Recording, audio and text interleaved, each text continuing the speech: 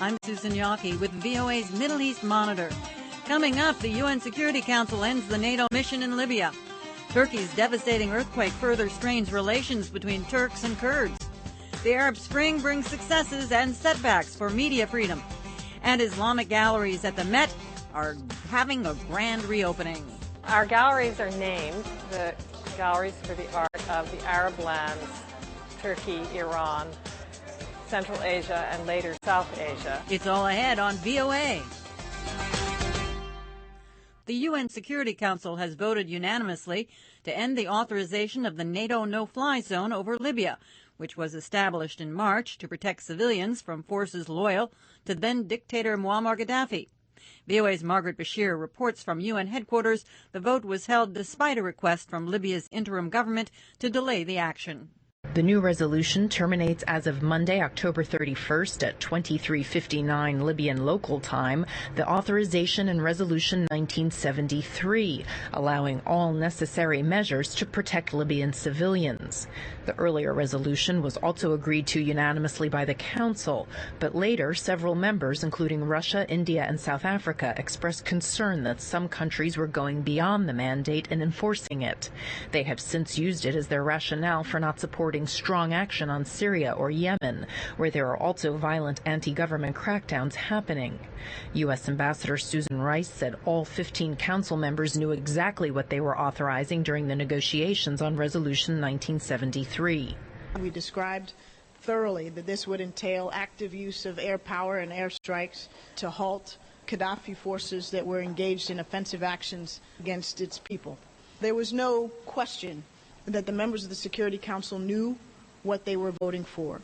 Now, undoubtedly, as this unfolded and occurred over the course of some months, there were those that found increasingly uncomfortable what it was they had agreed to.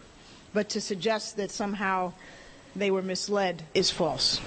In addition to terminating the no-fly zone, the new resolution drafted by Russia and Britain also expresses concerns about the proliferation of arms in Libya, reports of reprisal attacks, arbitrary detentions, and extrajudicial killings. But it also welcomes some positive developments, saying the Council looks forward to the swift establishment of an inclusive, representative transitional government that respects the human rights and the fundamental freedoms of the Libyan people.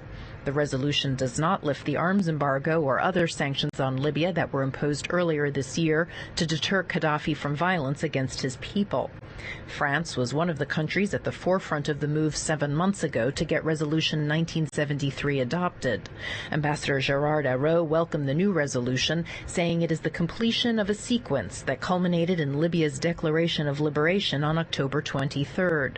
It's a very important stage, which is finishing today, which was basically the liberation of Libya with the support of all the countries which wanted to be part of this magnificent endeavor. On Wednesday, Libya's deputy UN ambassador Ibrahim Dabashi asked the Council to delay the vote for a few days, saying his government needed time to assess the security situation and its capacity to monitor its borders. But the Council ignored his call to wait for a formal request from the National Transitional Council before taking action. The Security Council will next consider a Russian-drafted resolution expressing concern about the proliferation of weapons in Libya and beyond its borders. Diplomats say the measure could be adopted this week. Margaret Bashir, VOA News, the United Nations. Already traumatized by war, some Libyan children returning to Muammar Gaddafi's hometown and last stronghold, Sirte, have been hurt by grenades and other weapons left from the bitter struggle for the city. VOA's Al Pessin met some of the injured at the city's hospital. The devastation from weeks of fighting is a testament to the brutality of what happened here, and the danger remains. The emergency room at Ibn Musina Hospital is receiving the conflict's latest victims. This young boy was hurt when he and his sister found a rocket-propelled grenade in the living room of their house. But he's lucky. He has shrapnel in his hands and one is broken, but the doctor says he will recover. His sister describes what happened. I saw it in the living room of our house. My brother and I were taking it outside, but it fell down and it exploded. Another sister was also there. She was not injured, but she has her brother's blood on her shirt. Their aunt was with them when it happened and was waiting outside the hospital. We had just arrived home to get some clothes. I don't know where it came from. Our whole house is ruined, and Sirte is completely destroyed. I can't describe my feelings. God will deal with the people who did this. The few doctors still working here, including Arish Tahir Shafa, are concerned there will be more such incidents as people return home. I think population will come again to Sirte, and we will have more than this lady. There is a lot of trauma like this. The family come back to home, they find something, and bombing. And that's not hard to imagine. With the level of devastation throughout the city, more people returning to look for clothes and other possessions are likely to find unwelcome and dangerous debris in places their children feel safe to run and play. Al Pessin, VOA News, Sirte, Libya.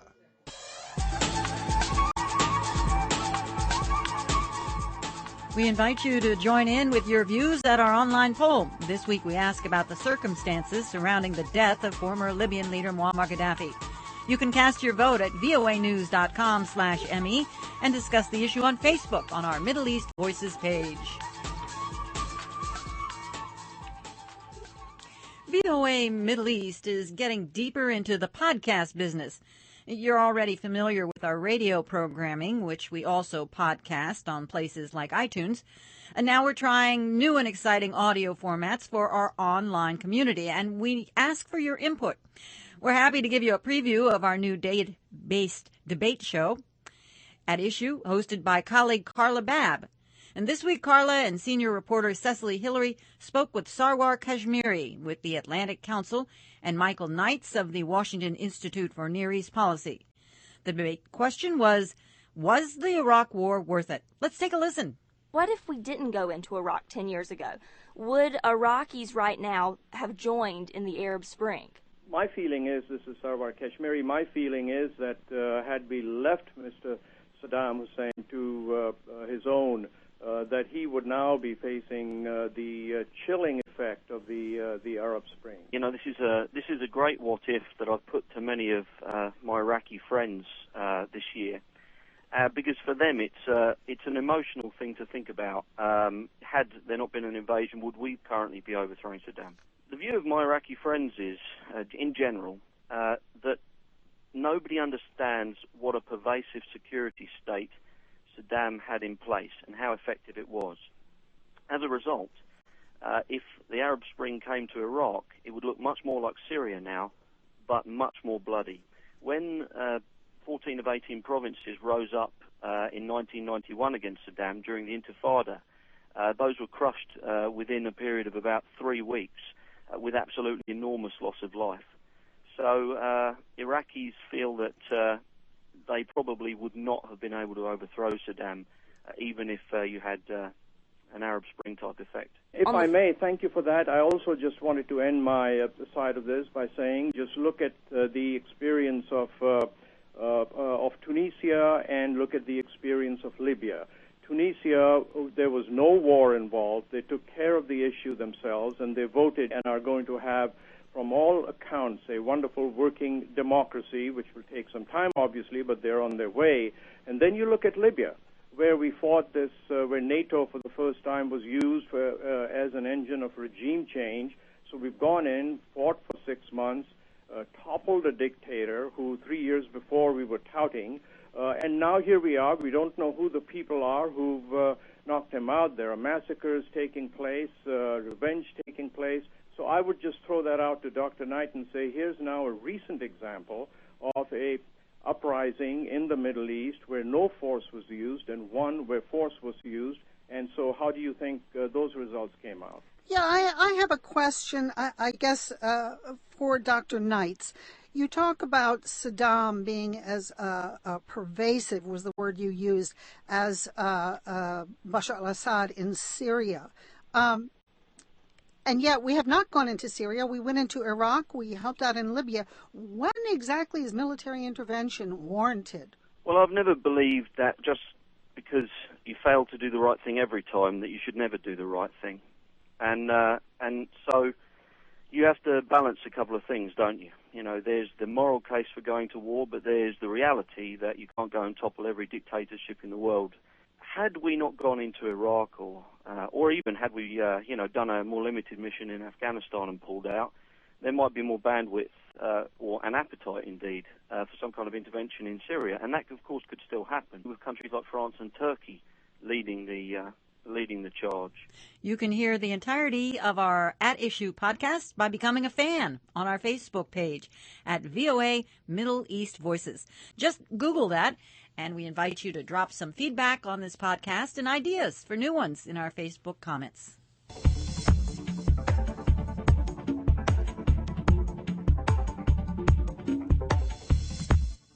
Rescue workers in Turkey pulled a teenage boy out of earthquake rubble today.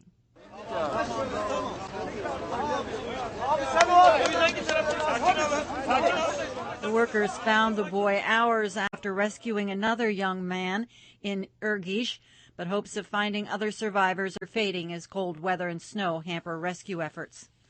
Sunday's powerful 7.2 magnitude earthquake in Turkey's predominantly Kurdish southeast has put the spotlight on relations between Turks and Kurds. The quake happened a few days after the killing of 24 Turkish soldiers by the Kurdish rebel group, the PKK. The response to the quake, which killed more than 500 people, injuring at least 1,600 and leaving thousands homeless, has seen both a humanitarian outpouring of support but also ugly nationalism by some Turks towards the survivors. Dorian Jones reports.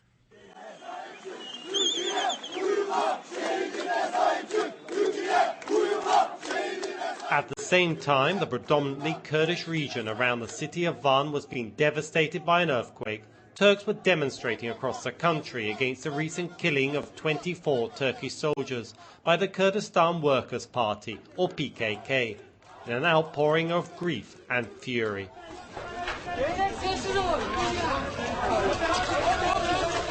But even as the magnitude of the disaster became clear, with rescue workers battling to save those trapped and tens of thousands of people left destitute, well-known television presenter Müge Anlı provoked a storm of controversy by questioning why Turks should help Kurds who are in desperate need in the earthquake area. Onu söyledim. Canımız istediği zaman boyuna taş atıyoruz. Kuş avlar gibi dağlarda vuruyoruz. Sonra bir şey olduğu zaman She said people should know their place. She said first the Kurds throw stones at Turkish police and kill Turkish soldiers. But when they're in trouble, she said they call the Turkish army and police for help. After a storm of protests, Anlı was forced to apologize. But political columnist Aslı Aydıntaşbaş of the Turkish newspaper Milliyet says Anlı's mistake was to say on television what many Turks are feeling. Coming right after PKK attack here, where 24 people died, there is a certain amount of racism in some quarters. We see this in social media. People are saying that they're not going to grieve for the earthquake precisely because people that have died have not grieved for the loss of lives of Turkish soldiers. Get in a cab and start talking to the cab driver or start talking to random people, and you will see that unfortunately this feeling of resentment towards Kurds does exist. It does signal to something, a deep current underneath that we need to really focus on.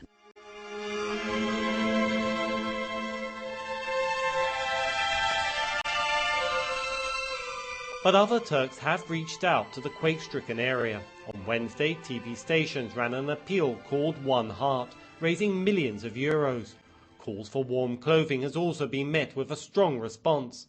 But organisers are reporting that they are finding obscene notes condemning Kurds in the pockets of some of the donated clothes. It's such a problem that all items are being searched. Concern about ethnic hatred prompted Turkish Prime Minister Recep Tayyip Erdogan to angrily condemn it. Ayrımcılığa ilişkin her ifade, her tavır, her ima insanlık dışıdır. He said each word, each phrase, each impression towards discrimination is out of humanity, out of conscience. He said he's seeing this as sickening and that it's enough. The Prime Minister should be concerned, according to retired Brigadier General Haldan Solmazturk, who spent much of his career fighting the PKK. He says the past few months has seen an upsurge in fighting, claiming the lives of more than 50 Turkish soldiers. He says that is fueling a deepening and worrying ethnic polarization. There has been a rapidly growing reaction to the events in southeastern Turkey, especially these ambushes, and people are looking for an answer. People are looking for an explanation, which are not answered by neither politicians nor bureaucrats.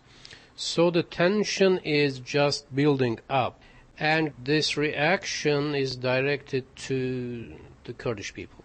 At some stage, a small spark could ignite an action, an actual attack. I'm afraid that there's a potentiality such a conflict, once sparked, could spread throughout Turkey. Observers say the Van area earthquake is now taking on an increasingly symbolic importance. Will such a tragedy unite Turkey or further polarize it? Dorian Jones for VOA News, Istanbul, Turkey. Are you looking for a comprehensive daily look at events reshaping the Middle East? Visit voanews.com/ME. You'll find VOA's original reporting from the region, in-depth analysis from our Washington team, VIP interviews, online polls, photo essays, and mini documentaries. Bookmark us or add us to your RSS reader. That's voanews.com/ME. The Arab Spring uprising successfully uprooted several long-standing authoritarian governments in the Middle East and North Africa and led to elections in Tunisia and next month in Egypt. But the shift from decades of authoritarian rule to a more open and free society has been bumpy in some cases, and challenges to press freedom persist across the region. VOA's William Ide has details from Washington. When Egyptian President Hosni Mubarak resigned this year, expectations were high that the Arab Spring would bring a blossoming of media freedom. But analysts note that events like the government's recent crackdown on protesters in Cairo and state media's coverage of the riots are only small examples of the challenges journalism continues to face. In their coverage of the protests, state media not only claimed the protesters were armed, but also urged the public to come out and support the military. Adil Iskandar is an Arab media analyst at Georgetown University here in Washington. This was sort of a reminder that even the state media, the state broadcasters, the state journalistic institutions have not only, they haven't actually reformed, but have deteriorated in the manner in which they treat news. Independent news organizations disputed Egyptian state media's reporting of the protests. The military held its own news conference and praised state media for its coverage. According to journalists in Egypt, the Transitional Council has on numerous occasions interfered with programming. This is the statement released by Yusri Fouda. Prominent journalist Yusri Fouda recently suspended indefinitely his popular talk show The Final Word to protest government efforts to stifle free expression. We're seeing this tug of war between the media institutions that are trying to affirm and assert their freedom to cover stories, and the military trying to sort of control the political situation so that it doesn't get out of hand for them. Karen Karliker of the U.S.-based human rights group Freedom House agrees. The impetus to reform hasn't really happened. With the military transitional government, there have been quite a few crackdowns, both in terms of arrests of bloggers and other types of legal restrictions, or sort of saying, no one can publish anything which criticizes the military government. Karliker says the prospects for media reform look better in Tunisia, the country that ignited a string of uprisings across the region and held landmark elections last Sunday. Tunisia did pass a freedom of information law recently, which was a very positive step. There have been a lot of discussions on legal and regulatory reform, and there have been, I think, a lot of local groups, unions, press freedom organizations that have been involved in those discussions. In Syria, where an uprising has been going on for months, analysts say the space for broadcast media is so limited that the internet remains the only source of information.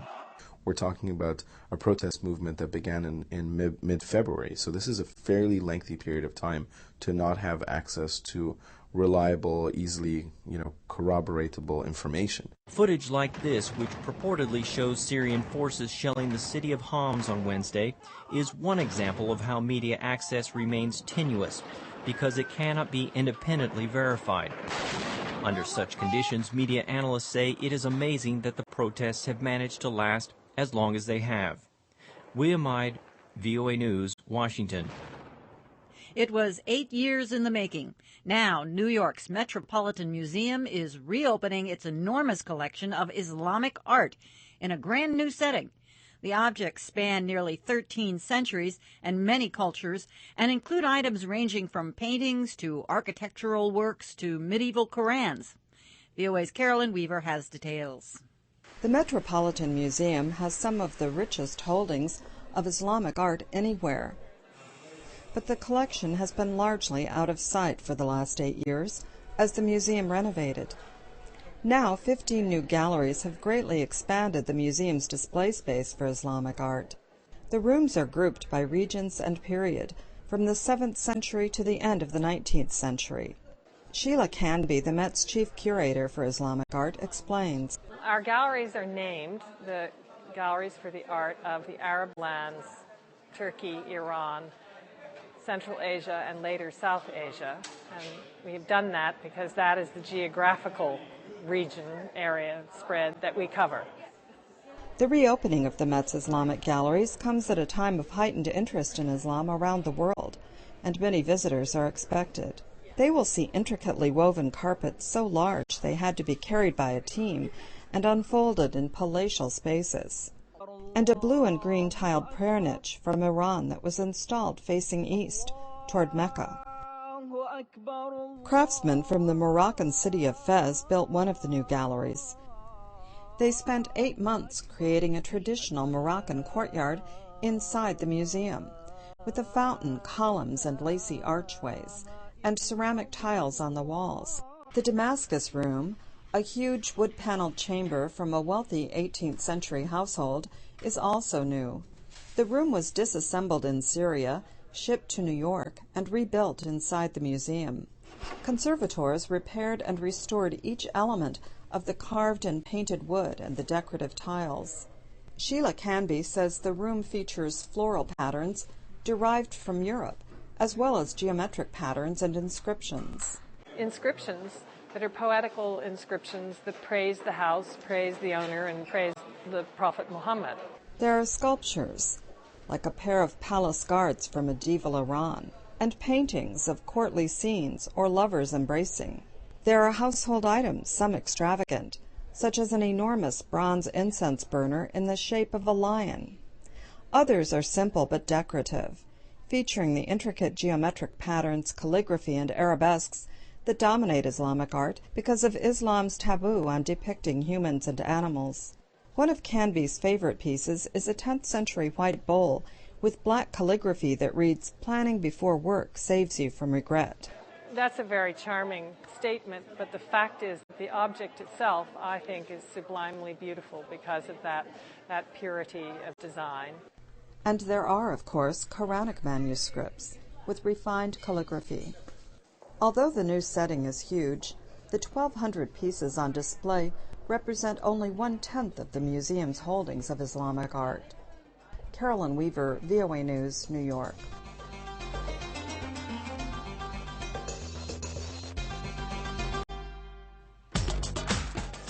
This show wraps up another week of VOA's Middle East Monitor. Our reporters, Cecily Hillary, Mohammed El Shanawi, and David Bird. Our social media team, Yuri Hiltaichuk, Momo Hutton, and Jessica Stahl. Our director, Patrice Martin. Our managing editor, David Hutchins. Senior editor, Bob Morris.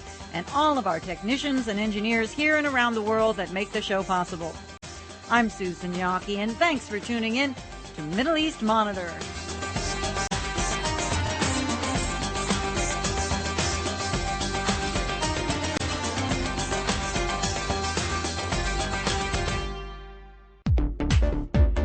For more on the stories you've heard on our radio programs, visit our website at voanews.com.